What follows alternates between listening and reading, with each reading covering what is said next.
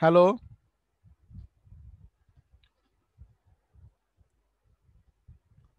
তাহিদা শুনতে পারতিছো? জি স্যার, এখন শোনা যাচ্ছে। একটু আগে কারেন্ট চলে গেছিল।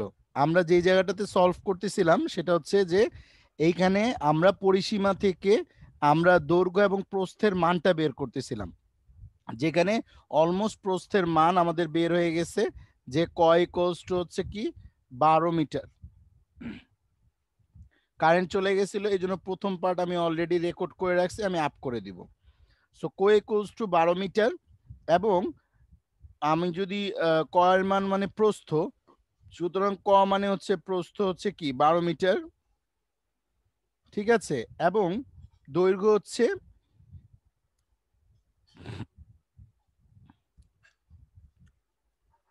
প্রস্থের সাথে 4 গুণ, তার মানে 4 মিটার বেশি, 16 মিটার। এখন বলছে যে প্রতি বর্গমিটার 5 টাকা হিসাবে বাগানটি পরিষ্কার করতে মোট কত টাকা লাগবে। সো আমাকে এখন বের করতে হবে হচ্ছে বাগানের ক্ষেত্রফল, কারণ প্রতি বর্গমিটার সে বলছে। তো ক্ষেত্রফলের সূত্র কি? বাগানের ক্ষেত্রফলের সূত্র হচ্ছে দৈর্ঘ্য ইন্টু প্রস্থ, ঠিক আছে। সো যদি দৈর্ঘ্য ইন্টু প্রস্থ হয় সূত্র, তাহলে আমার 16 × 12 ইকুয়ালস টু কত হবে বলো তো? ক্যালকুলেটর করো, বলো।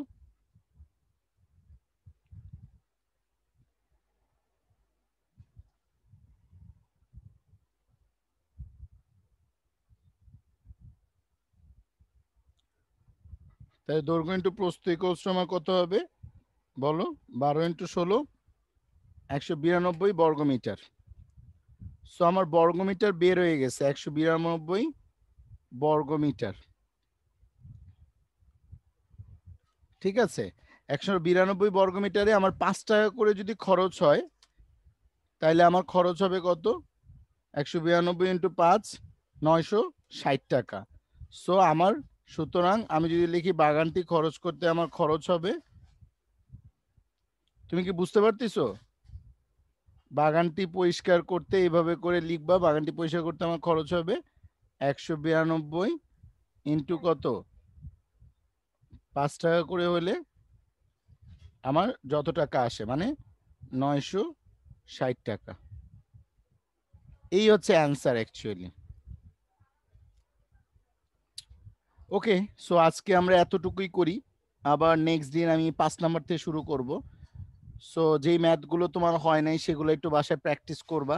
আর যেই ম্যাথটা আমি তোমাকে দেখাই দিলাম না এখন, মেবি আমাদের মিস গেছে একটা ম্যাথ, নাম্বার ম্যাথ, এটা আমি কালকে দেখাই দিব এবং 5 নাম্বারটা দেখাই দিব। ওকে, সো আজকে ম্যাথ এতটুকুই থাকুক, হোমওয়ার্কও দেওয়া রইলো। আজকে আমরা নতুন একটা টপিকস দেখব, সেটা হচ্ছে কারক। সো কারক হচ্ছে কোনো একটা বাক্যে যতগুলো পদ থাকে, সে প্রত্যেকটা পদের এক একটা কাজ আছে, এবং এই পদটাকে আমরা কোনো না কোনো কারকে, তার মানে কর্তার কর্মটাকে আমরা কিভাবে রিপ্রেজেন্ট করি? কারক দিয়ে রিপ্রেজেন্ট করি।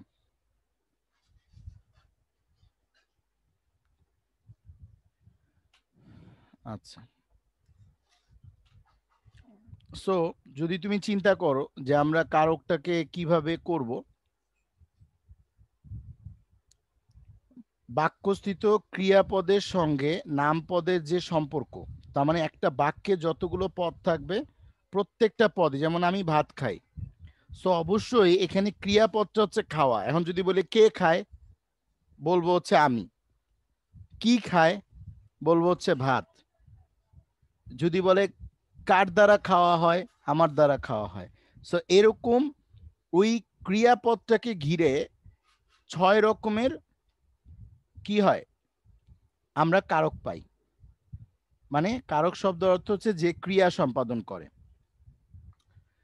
বিভক্তি হচ্ছে বাক্যস্থিত প্রত্যেকটা শব্দ, বা তুমি পদ বলতে পারো, অন্য শব্দের অন্বয় সাধনের জন্য, মানে সম্পর্ক সাধনের জন্য, সম্পর্ক তৈরি করার জন্য শব্দের সঙ্গে যে সকল বর্ণ যুক্ত হয়, আর বেশিরভাগ সময় এই বর্ণগুলো কি শেষে যুক্ত হয়।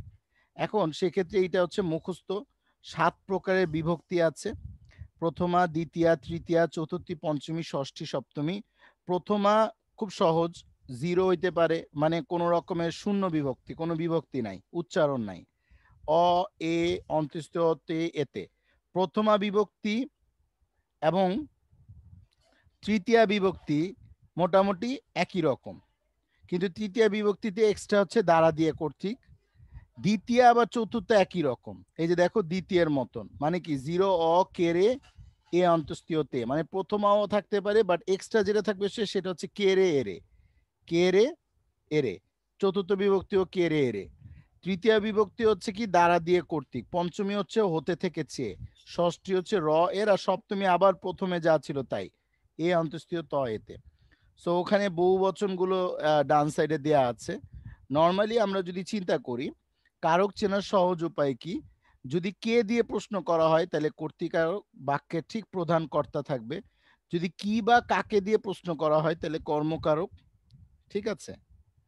যদি তোমার কি দ্বারা বা কিসের দ্বারা, তাহলে হচ্ছে কি করণকারক, মানে কোনো একটা মিডিয়া বুঝাবে, মাধ্যম বুঝাবে। মানে বিষয়টা হচ্ছে যে আমি কুড়াল দ্বারা ডাব কাটি, তো কাটাটা হচ্ছে কর্ম, কি কাটতেছি ডাব, সো ওইটা হবে হচ্ছে কি আমার, আমি কুড়াল দিয়ে ডাব কাটতেছি, আমি নিচে যদি দাগ থাকে তাহলে এটা কর্তৃকারক, কুড়াল দিয়ে ডাব কাটতেছে, কুড়ালের নিচে যদি দাগ থাকে এটা করণকারক, ডাবের নিচে যদি দাগ থাকে এটা হচ্ছে কর্মকারক।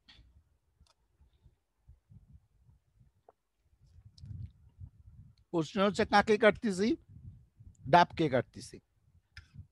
কথা কি বুঝতে পারছো? সো এই প্রশ্নগুলো করলে তুমি কারকগুলো পেয়ে যাবে, মানে ওইখানে নিচে দাগ দেয়া থাকবে, ওই দাগটাকে তুমি প্রশ্ন করবা, কে দিয়ে প্রশ্ন করলে কর্তৃ, কাকে দিয়ে প্রশ্ন করলে কর্ম, আর কিসের দ্বারা প্রশ্নের উত্তর যদি পাও তাহলে করণ। এখন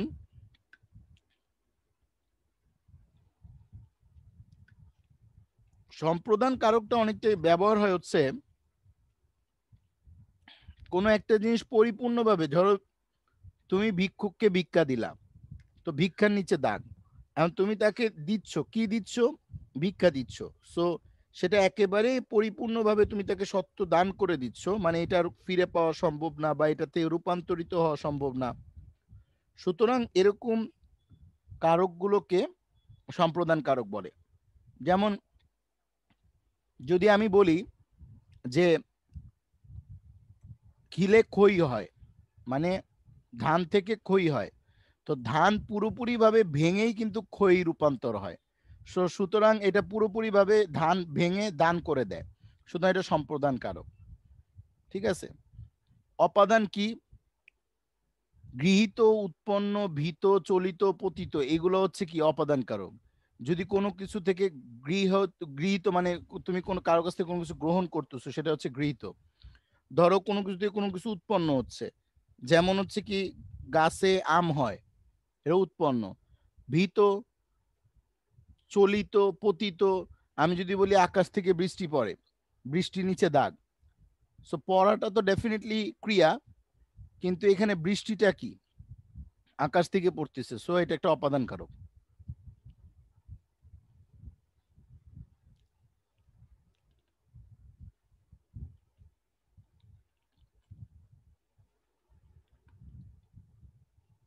তুমি কি বুঝতে পারতেছো? জি স্যার। অধিকরণ কারকটা হচ্ছে কোন স্থান, কাল, বিষয় বা ভাব বোঝাবে। মানে আমি যদি বলি আজকে আমি সকালে স্কুলে গেলাম, সো সকালের নিচে দাগ, সো আমি কিভাবে গেলাম, কোন বিষয়ে গেলাম, কোথায় গেলাম, কখন গেলাম, সো টাইম, কাল, বিষয়, ভাব, এগুলো হচ্ছে অধিকরণ কারক। তো নিচে কিছু উদাহরণ দেওয়া আছে, আমরা উদাহরণগুলো একটু প্র্যাকটিস করি। পাখি সব রব, নগরে নড়ি চলে অভিসারে, এরকম কিছু কবিতার লাইন দিয়া এখন পাখির নিচে দাগ, তো তুমি কে দিয়ে প্রশ্ন করো, কাকে দিয়ে প্রশ্ন করো, কিসে দিয়ে প্রশ্ন করো, কখন, কোথায়, কিভাবে প্রশ্ন করো, দেখবা পাখির উত্তর আসবে শুধু কে, কে রব করে বেড়ায়, পাখি। সেম যদি কর্তৃকারক, তোমাকে ঢাকা যেতে হবে, কাকে ঢাকা যেতে হবে, কর্তৃ। কথা কি বুঝতে পারছো? সো কি বা কাকে প্রশ্ন করলেই কর্তৃক, কিন্তু লাস্টে লেখা আছে পাখি, ই উচ্চারিত হচ্ছে, নঢি ই উচ্চারিত হচ্ছে। সো এটা শূন্য বিভক্তি, কোনো বিভক্তি পাচ্ছি না। কারণ বিভক্তি পেতে গেলে তোমাকে বলবে কোন কারকে কোন বিভক্তি। বিভক্তি হইতে গেলে তোমার হয় অ এ অন্তস্থ তে তে থাকতে হবে, নাই কে রে রে থাকতে হবে, নাই দ্বারা দিয়ে কর্তৃক, নাই হতে থেকে চে, নাই র এ নয় এ অন্তস্থ তে তে এগুলা থাকতে হবে। এখন আছে হচ্ছে পাখি, নঢি, ই বলে কোনো বিভক্তি নাই, সুতরাং এটা কর্তৃকারক ঠিক আছে, কিন্তু শূন্য বিভক্তি। কিন্তু কর্তৃকারকে দিতে তোমাকে, এই যে কে, কে রে এরে লাস্টে দেখো কে আছে, আমাকে, কাকে বই পড়তে হবে, আমাকে। তার মানে আমাকে শেষে আছে কে, কে রে এরে, এটা কি দ্বিতীয় বিভক্তি আর চতুর্থ বিভক্তি। সো দ্বিতীয় বা চতুর্থ যাই বলো, এই যে দেখো চতুর্থ বিভক্তি, সকলকে মরতে হবে, তোমাতে যেতে হবে। সো কে রে এরে, তে, এতে, এগুলোও কি চতুর্থ বিভক্তি। তৃতীয় বিভক্তিতে আমি কি বলছিলাম, দ্বারা দিয়ে করছি, আমার দ্বারা এ কাজ হবে না, কার দ্বারা হবে না, আমার দ্বারা। সো এখানে দ্বারা শব্দটা তৃতীয় বিভক্তি, আমার দ্বারা এটা হচ্ছে কর্তৃকারক। রাম কর্তৃক সীতা উদ্ধার হয়েছিল, সো রাম কর্তৃক, সো দ্বারা দিয়ে কর্তৃক তৃতীয় বিভক্তি, কিন্তু রাম কে উদ্ধার করেছিল বা কে উদ্ধার হয়েছিল, রাম, সুতরাং এটা কর্তৃকারক।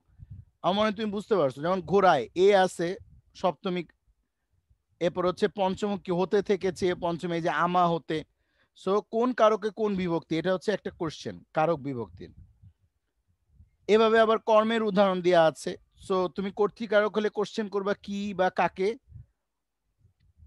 কি বা কিসে, কোশ্চেন হবে কে বা কিসে। আর কর্মকারকে তুমি প্রশ্ন করবা কি বা কাকে, করণ কারকে প্রশ্ন করবা হচ্ছে কি কিসের দ্বারা কাজটি সংগঠিত হয়েছিল, একটা মিডিয়া।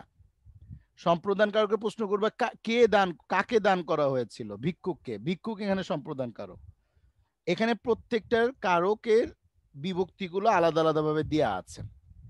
সম্প্রদান কারক, এই যে এখানে বলা আছে সম্প্রদান কারকের শূন্য বিভক্তি, দিব তোমার শ্রদ্ধা ভক্তি। এখন শ্রদ্ধা তো ভাই একদম পরিপূর্ণ দান করতে হয়, তো এই শ্রদ্ধা তো অল্প অল্প দেয়া যায় না। সো দ্বারে ভিক্ষুক ভিক্ষা দাও, তো ভিক্ষা তো আর অল্প অল্প দেয়া যায় না, যে একেবারে যেটা সম্প্রদান করতে হয়, পুরোপুরি ভাবে দান করতে হয়, সেটা হচ্ছে সম্প্রদান কারক। তাওহিদা বুঝতে পারছো? সো শ্রদ্ধা এখানে সম্প্রদান। দিব তোমা, তো তোমা এখানে কি ভক্তিটা কে পাবে, তোমা, তুমি পাবে তোমা। সো এখানে তোমাটা হচ্ছে কি কর্তৃকারক, শ্রদ্ধাটা কি সম্প্রদান কারক।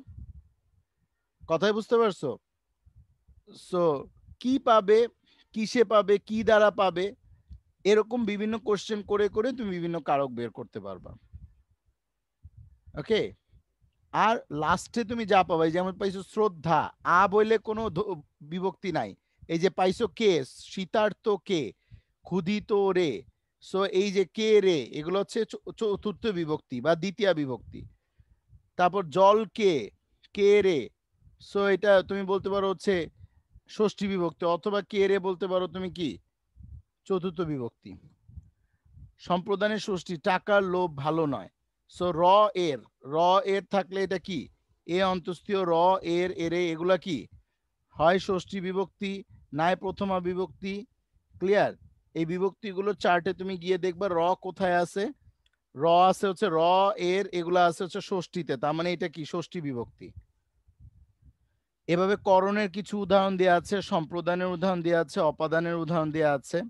সো অপাদান মানেই হচ্ছে, আমি তোমাকে শুরুতেই বলছিলাম কি, মানে আমার কোনো একটা জায়গা থেকে অপাদান হতে গেলে এটা গৃহীত, উৎপন্ন, ভীত, চলিত, পতিত, এগুলো বোঝাবে।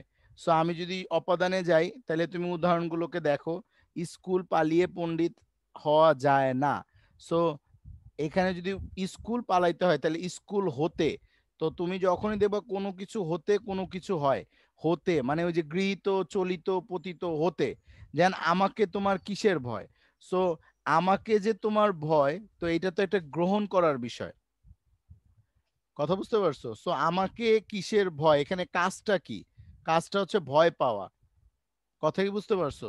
সো ভয়টা আমাকে পাচ্ছ, এখন আমাকে তোমার কিসের ভয়, সো এখানে দুইটা কি আছে, আমার সাবজেক্ট আছে, দুইটা কর্তৃকারক আছে, ক্লজ হচ্ছে আলাদা আলাদা দুটো। কিন্তু তুমি যদি ভয়কে প্রশ্ন করো যে কিসের ভয় বা কাকে ভয়, সো আমাকে ভয়। সো ভয় কখনো তোমার আহ, এমনি এমনি পাওয়া যায় না, কোনো না কোনো একটা কোনো কিছুর প্রভাব থাকতে হয়। সো এই কোনো কিছুর প্রভাব থাকা বা কোনো কিছু থেকে উৎপন্ন হওয়া, কোনো কিছু থেকে আসতিছে, কোনো কিছু থেকে গ্রহণ হচ্ছে, এই জায়গাগুলো হচ্ছে অপাদান। যেমন গা দিয়ে ঘাম ঝরছে, সো গা থেকে ঘাম ঝরাটা এটা হচ্ছে কি অপাদান, মানে এটা হচ্ছে নির্গত হচ্ছে। গৃহীত, নির্গত, চলিত, পতিত, এগুলো। এই যে পতিত হচ্ছে, গা থেকে ঘাম পড়াটা কি পতিত হওয়া। চোখ দিয়ে পানি পড়া, সো চোখ দিয়ে পানি পড়তেছে, এটা কি পতিত হচ্ছে।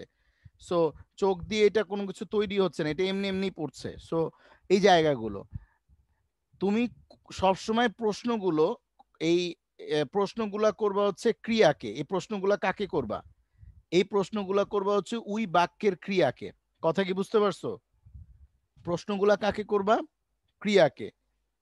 যেমন সে চলে যায়, সো যাওয়াটা হচ্ছে ক্রিয়া।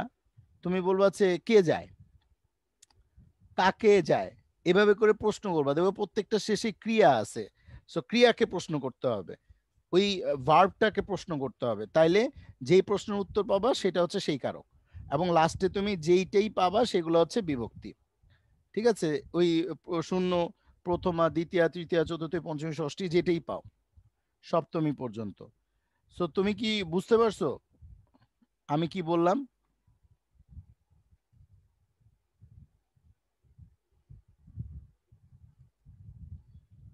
তাওহিদা,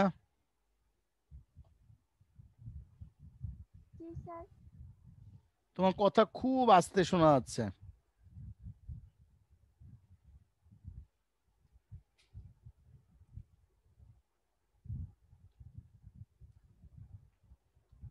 একটু জোরে বলো।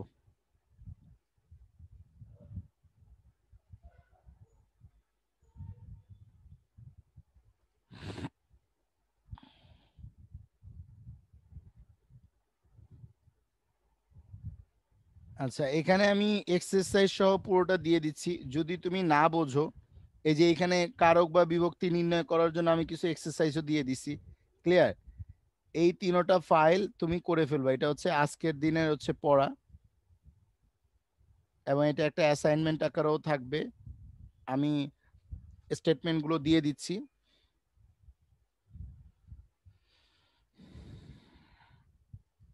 সো আজকে আমাদের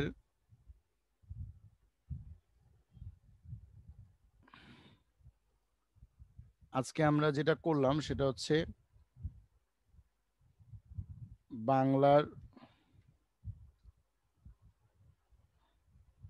কারক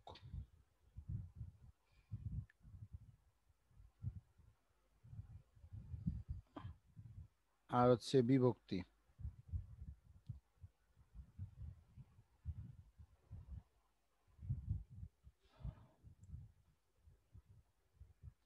আচ্ছা, কোনো কোশ্চেন আছে তাওহিদা?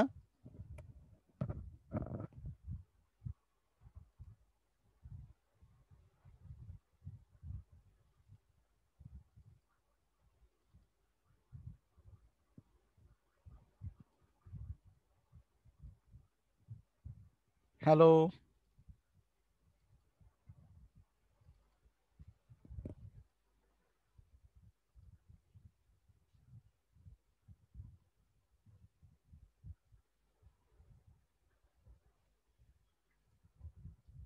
আচ্ছা, এখানে আজকে দুইটা ক্লাসের আমি রেকর্ড দিয়ে দিব, তুমি অবশ্যই এক্সারসাইজটা করে ফেলবা। আর আজকের তারিখের আমি এক্সারসাইজটা দিয়ে দিচ্ছি, আজকে হচ্ছে 21 তারিখের। সো তোমার ক্লাস ওয়ার্কের অ্যাসাইনমেন্টসটা থাকবে হচ্ছে 21 তারিখের উপরে। অ্যাসাইনমেন্টস প্রসেস, নতুন একটা অ্যাসাইনমেন্টস আমি ক্রিয়েট করে দিচ্ছি, সেটা হচ্ছে বাংলা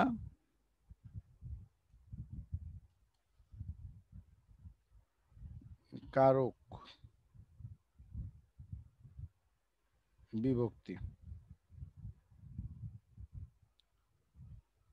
এখানে এক্সারসাইজটা দেওয়া থাকবে, সো এক্সারসাইজটা প্র্যাকটিস করে আগে শীটগুলো প্র্যাকটিস করবা, করে এক্সারসাইজের মধ্যে আপ করে দিবা, দেন আমাদের আরো অনেক ভুল ত্রুটি হবে, তখনই শেখা হবে। ঠিক আছে তাহিদা, আজকের মতন খোদা হাফেজ। কোনো কোশ্চেন আছে? No sir. ওকে, খোদা হাফেজ। আসসালামু আলাইকুম।